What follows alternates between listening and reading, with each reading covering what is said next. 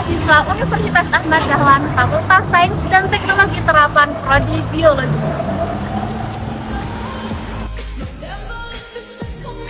Video ini dibuat untuk menyelesaikan salah satu tugas dalam mata kuliah praktikum kimia dasar.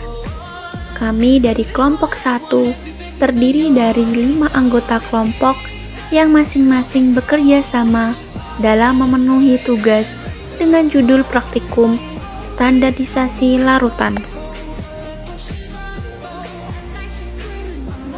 Sebelum kami masuk pada pembahasan lebih lanjut, izinkanlah kami memperkenalkan diri terlebih dahulu. Inilah kami, kelompok 1.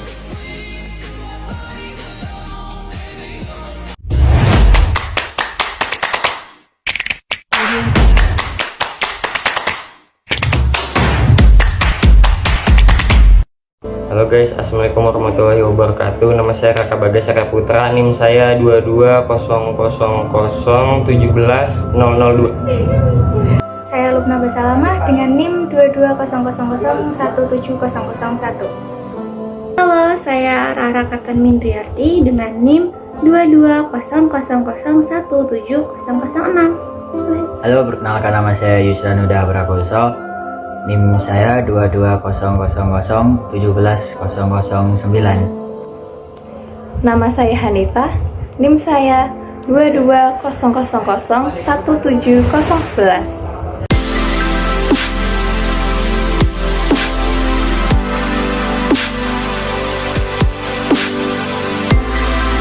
Standarisasi larutan merupakan proses saat konsentrasi larutan standar sekunder ditentukan dengan tepat dengan cara menitrasi dengan larutan standar primer. Bertujuan dilakukan standarisasi larutan adalah untuk mengetahui ketetapan konsentrasi larutan yang dipakai sebagai pereaksi dalam mode titrasi. Setelahnya adalah alat dan bahan. Untuk bahannya sendiri, HCl 0,1 m, NaOH 0,1 m, indikator fenolphthalein PP, Aquades, H2C2O4 2H2O, asam cuka peradangan. Untuk alatnya sendiri yaitu gelas ukur 25 ml, labu takar 100 ml, timbangan analytik, Erlenmeyer, pipet tetes, buret, labu takar 250 ml. Pada praktikum standarisasi larutan dan penggunaannya dilakukan 5 percobaan. Yang pertama, pembuatan 100 ml larutan NaOH 0,1 m. Yang kedua, pembuatan 100 ml larutan H2C2O4 2H2O. Yang ketiga, standarisasi larutan NaOH dengan larutan H2C2O4 2H2O. Yang keempat, pengenceran asam cuka bermerek lemon. Dan yang terakhir, standarisasi larutan NaOH dengan larutan asam cuka bermerek lemon. Untuk cara kerja pada pembuatan 100 ml larutan NaOH 0,1 m, pertama-tama timbang kristal NaOH sebanyak 0,4 gram. Kemudian dimasukkan ke dalam labu ukur 100 ml. Kemudian tambahkan Aquades sampai setengah labu ukur, lalu ditutup dan digocok sampai NaOH larut. Tambahkan kembali Aquades sampai tanda batas dan digojok agar larutan tercampur secara homogen.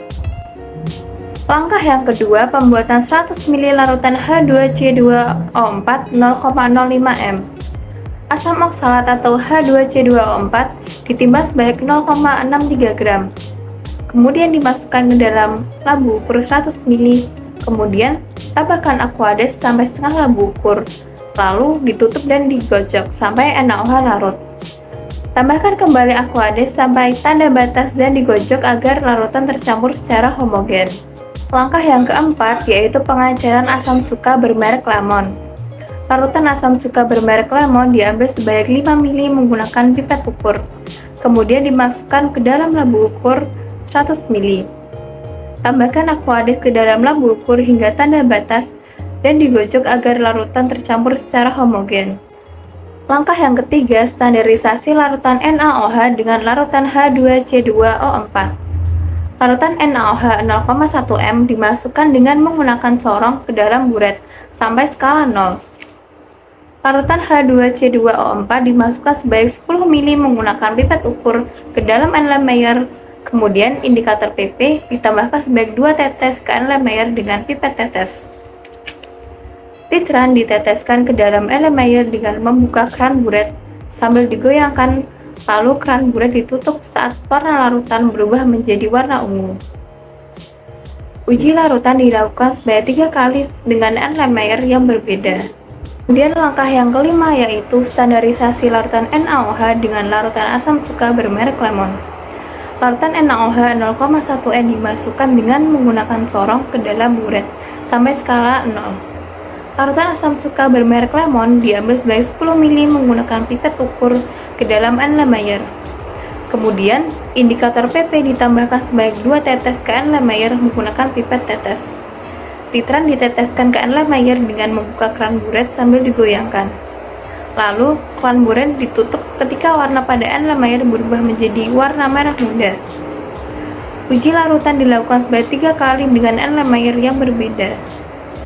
Pada standarisasi larutan NaOH dengan larutan H2C2O4, larutan NaOH berperan sebagai larutan standar sekunder karena larutan tersebut bersifat higroskopis, yaitu mudah menyerap H2O atau CO2 sehingga mudah dilarutkan dan memiliki kestabilan yang rendah. Larutan H2C2O4 atau asam oksalat termasuk dalam larutan standar primer karena asam oksalat adalah suatu asam lemah, sifatnya yang tidak mudah menguap, cenderung stabil, dan selain itu juga asam oksalat ditemukan dalam keadaan yang murni. Pada percobaan ini dilakukan 4 perhitungan. Yang pertama adalah perhitungan massa NaOH. Yang kedua adalah perhitungan massa H2C2O4. Yang ketiga adalah perhitungan standar deviasi yang bertujuan untuk mengetahui volume NaOH yang digunakan untuk menitrasi H2C2O4. Dan yang terakhir adalah perhitungan molaritas NaOH.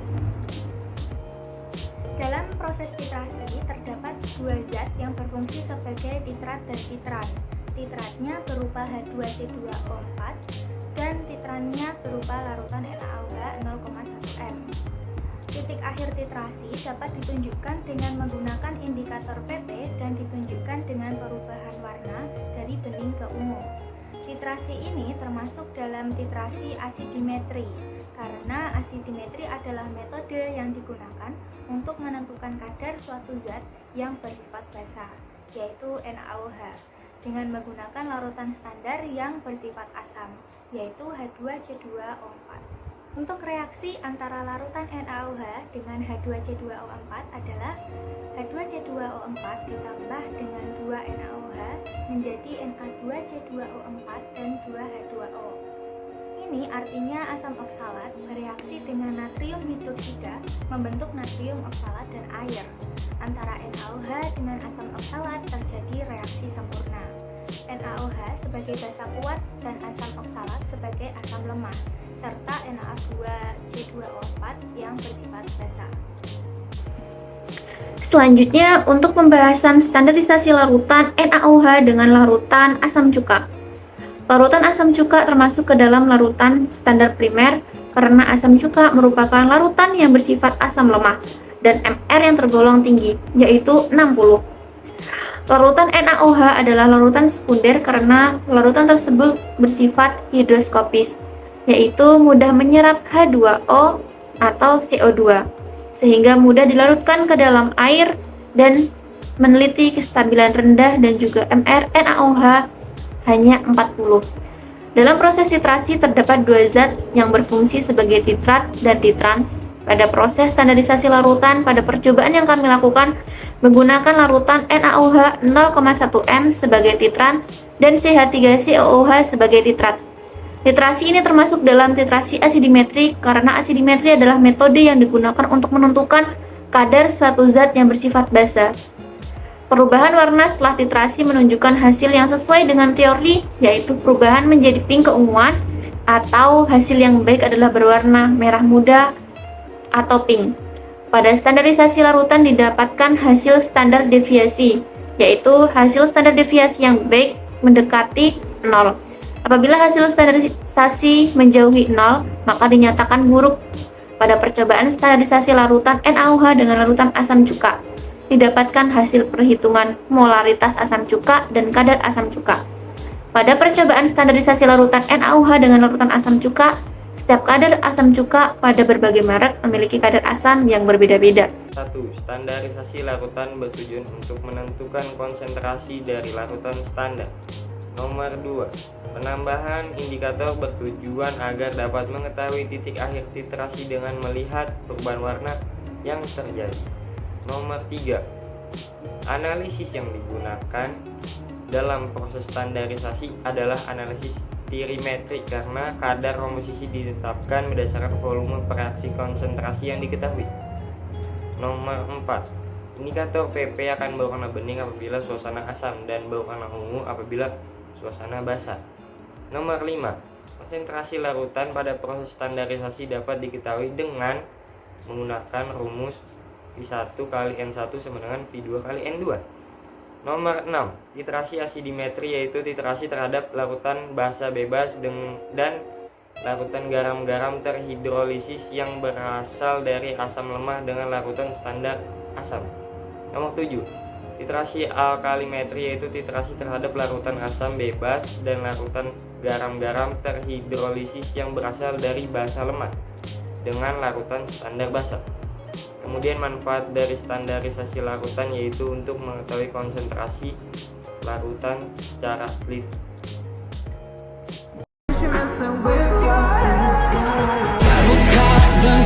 Crazy, she's poison the daisy, and people say